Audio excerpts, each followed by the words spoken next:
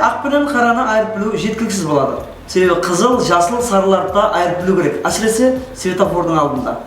Ассалаумағалейкум, Юморбек орайында, Юморбек ақшамы, микрофон алдында мен Юморбек, менің алдында камера, оператор, демек бәршесі дайыр болса, біз кейбіреулерді қоштаймыз, Юморбек ақшамын бастаймыз.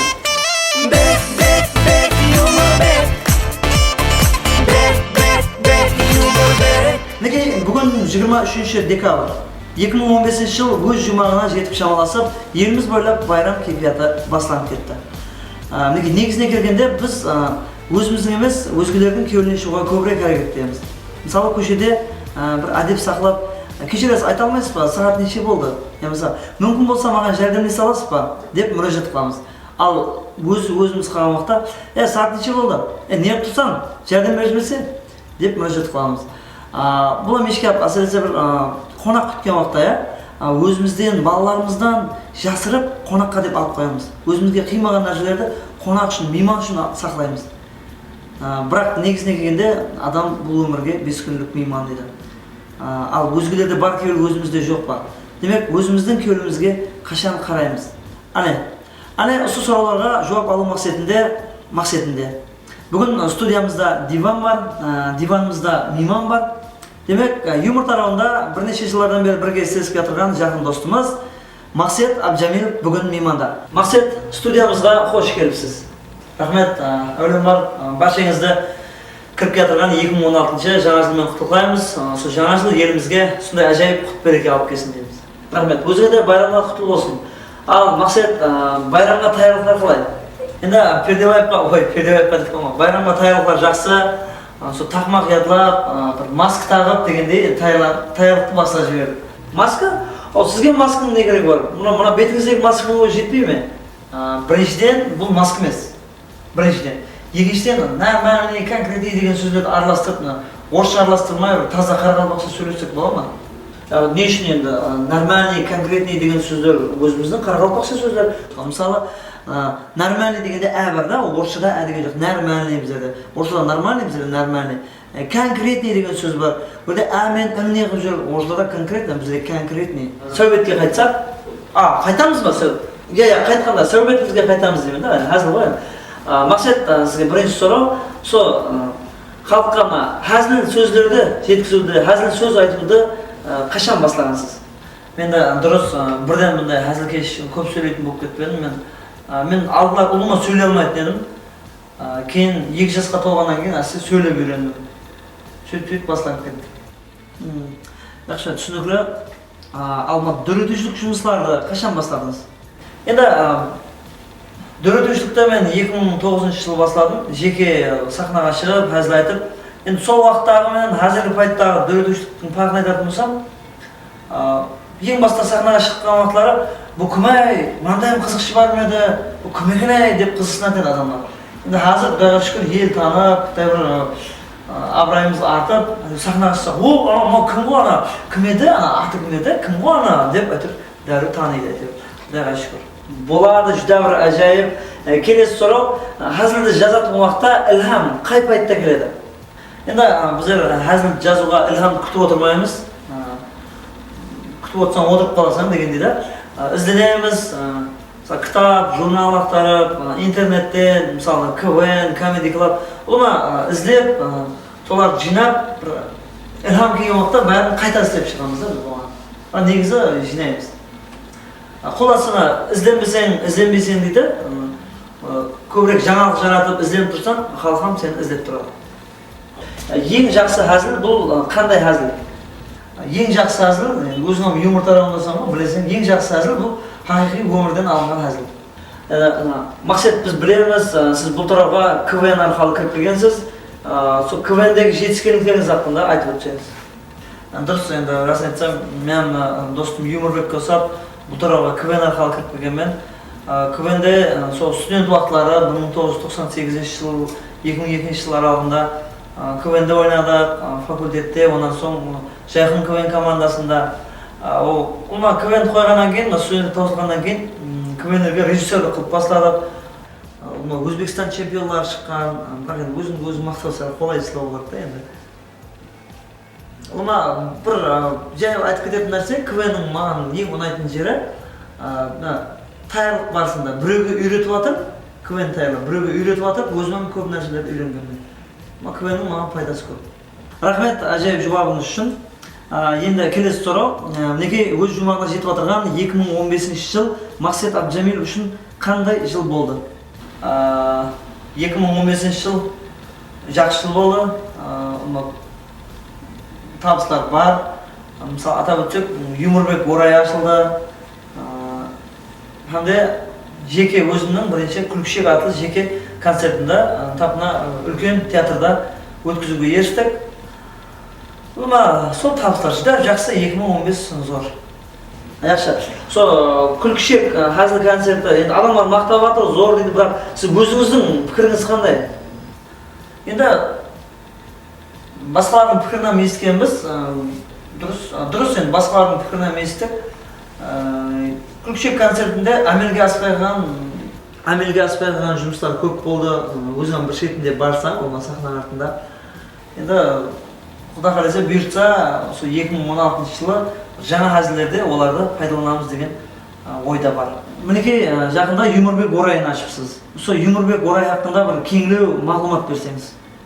Юморбек Орайын өзің хабарың бар, білесің ғой?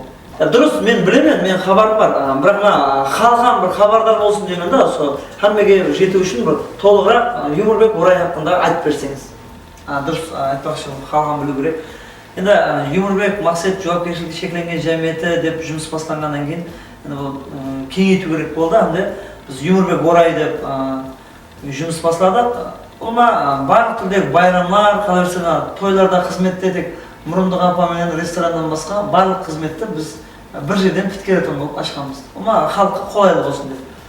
Төлемдер қалеген ұсынды да және. Яқшы енді, бұл сіздің жеке пікіріңіз ғой енді. Енді Юморбек Орайның жайласқан орны 4-ші қабатта екен да. Бұны қалай түсінсек болады? Бұл жұлдыздыққа ұмтылмай, жұлдыздарға жақындау болайын деген мақсатте 4-ші қабатқа өткенсіз бе? Дұрыс енді, көпшілік айтады, не үшін 4-ші қабаттасыз деп. Бізге құра ішіп жүрген адам келмейді. Тек жұмысы бар, керек адам ғана 4-ші досыға көтеріледі. Бұл біріншіден. Екіншіден, сүтті пісірген уақытта қаймағы жоғарыда болады. Дұрыс, енді түсіндім. Қаймақ жоғарыда болады. Бірақ жоғарыда тек қана қаймақ емес, көмірлер жоғарыда болады. Енді оны уақыт көрсетеді. Әлбетте енді әзіл-әзілменен Мақсет, мен сені дөретуші сыпатында, бір дос сыпатында хүрмет етемін. Ал сіз өзіңіз кімді көбірек хүрмет етесіз? Мен рас айтсам, сізді көбірек хүрмет етемін. Юморбек сыпатында. Себебі мен қанша сені көп хүрмет етсем, басқалар мені хүрмет етеді. Соның үшін мен сізді жақсы көремін. Енді халықта бір әжайып гәп бар, біреуден екеу жақсы дейді. Қалай ойлайсыз, Мақсет? Екеуміз бірге істесіп бастасақ, қандай болады деп ойлайсыз? Жақсы болады, бірге істессек. Бірақ енді сізді хүрмет етемін дегенге бұл бір жерде істесу деген емес. Расын айтсам, айырмақлар мен сізді түсіндіремей қаламын. Демек, сіз мені түсінбей қала бересіз. Ол ешкап. Сіз түгел кей уақытлары мен өзімді түсінбей қаламын. Енді мінекей Мақсет, рахмет Мақсет, ажайып. Енді Мақсет, және бір сұрау, сіз қызықшысыз, сахнада мысалы қосықшылар бар. Демек, қосықшылар һәм де қызықшылар. Бұлардың қандай ұқсастығы бар, қандай фарқы бар бір-бірінен. Қосықшы һәм де қызықшының. Енді Юморбек, сіз өзіңіздің хабарыңыз бар, өзіңіздің қызықшы тарауындасыз. Енді қосықшы мен қызықшының фарқы, қосықшы болған ансатырақ па деп ойлаймын. Өзіңізден білесіз ғой, мысалы, олар 3-4 қосық шығарады, егер халыққа ұнап кетсе, соны айландырып айтып жүре береді. Және қаресе фонограммамен айтады. Біз қызықшылар бір әзілді екі мәрте қайталасақ, тыңлаушылар безіп бастайды да бізден. Бұрынғы әзіл ғой деп, бұл бір екіншіден біздер әрдайым тек қана жанлы ауызда атқарамыз. Біздер фонограммадан пайдаланамыз. Білесің ғой өзің, фонограммадан пайдаланамыз. Сондай. Және бір мен ашым келетін нәрсе, Юморбек, сіз білесіз ғой. Мысалы, көп қосықшылар haqqында, мысалы сіз көп қосықшылар haqqында әзіл айтқансыз. Бірақ Юморбек haqqында бір қосықшы шығарған ба? Қайтарып не дейді, бірақ мен қосықшыларға мен қақпамын. Оны жеке пікірім да. Рахмет. Енді келесі сұрау. Енді мына халықтың алдында қызметте жүргеннен кейін енді аңсап болмайды, өзіне өзін қарап жүруің керек. Мысалы, көпшіліктің алдында біреу сіздің абыройыңыз төксе, сіз не қыласыз оған? Егер менің абыройым төксе, мен төгілген абыройды менікі деп мойныма алмаймын. Демек, төгілген абыройды мойныңызға алмайсыз, менікі деп, иә? Түсінікті болды. Енді жаңа жыл келеді, жаңа жылдың бірінші күні, яғни 1 январь күнді сіз қалай бастайсыз? Мен әр жылы жаңа жылды күтіп алған уақытта 1 январьда оянып, түскі ауқат жеумен бастаймын. Себебі кештен ұйықтаймын ба? 1 январьда оянсам, түскі ауқат дайын болады да. Енді жаңа жыл hakkında және бір ырым бар халқымызда. Жаңа жылды қалай күтіп алсаң, сол жыл тап солай давам етеді дейді. Сіз бұл ырымға сенесіз бе? Мен бұл ырымға сенбеймін. Айтады, жаңа жылды қалай күтіп алсаң, жыл сондай өтеді дейді. Мысалы, мен hayran қаламын, сонда адамдардың бәрі жыл davamında мәс болып, ұйықламай жүруді қаламайтын шығар. Мен бұл ырымға сенбеймін. Түсінікті болды. Аяқшы ырымға сенбесеңіз, ішкі сезім, ішкі тұйғы деген болады ғой.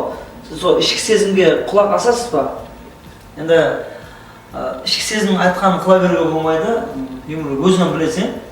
Себебі ішкі сезім ол сыртта не болып жатқанын хабар жоқ. Соның үшін оны онша тыңдай бермейді. Түсінікті болды. Енді бір кей уақытлары адам өзімен өзі жеке қалғанын қалайды. Өзіңізбен өзіңіз қалған уақытта не hakkında қиял етесіз? Енді дұрыс, кей уақытлар бір амин ажыдан зергіп, жалғыз қалуды қалайсың. Мен өзіммен өзім қалған уақытта бір қиял етіп, өзімнен өзім интервью алғанды көз алдыма келтіремін, қиял етемін. Өзіммен өзім интервью алғанды. Өз-өзімнен интервью? Кешіресіз, мен өз-өзімнен интервью алу деген мен көз алдыма келтіре алмаймын. Күлкілі болып шығатын шығар мүмкін. Мүмкін енді бұл сіздің қиялыңыз бұл. Дұрыс, енді өзімнен өзің интервью алған күлкілі болып шығуы мүмкін. Бірақ енді біреулер күледі, біреулер таң қалады, бірақ мен бәрібір өзімнен өзім интервью алған жақсы көремін, өзіммен өзім сөйлескенді жақсы көремін. Себебі мен әзілді түсінетін адамдармен сөйлескенді жақсы көремін. Сол үшін бүгін сізде мейманды болып келіп отырмын. Рахмет. Есеп өтеміз, бүгін Юморбек орайында Юморбек ақшамы көрсетуі. Демек біздің мейманымыз Әзілкеш Мақсет Абжанбек. Мақсет, енді мына ықыласмендерімізге, тамаша көйлерге өзіңіздің жаңа жыл тілектеріңізді айтсаңыз. Бірнеше күннен кейін кіріп келетін 2016 жыл баршаға үміт алып келсін. Барша ықыласмендерге мен тілегім әрдайым күліп жүрім. Себебі жылағанның алдынан өкірген шығады дейді. Егер сіз күліп жүрсеңіз, онда тек қана күлмеген адамдар күтіп алады. Бізді Юморбек ақшамы деп жатырсыз. Бірінші мейманға шақырған үшін рахмет. Сіздердің жұмыстарыңызда табыстар. Сол Юморбек орайы еледі күліп раузана берсін. Мақсет, ажайып сәбетің үшін рахмет дейміз.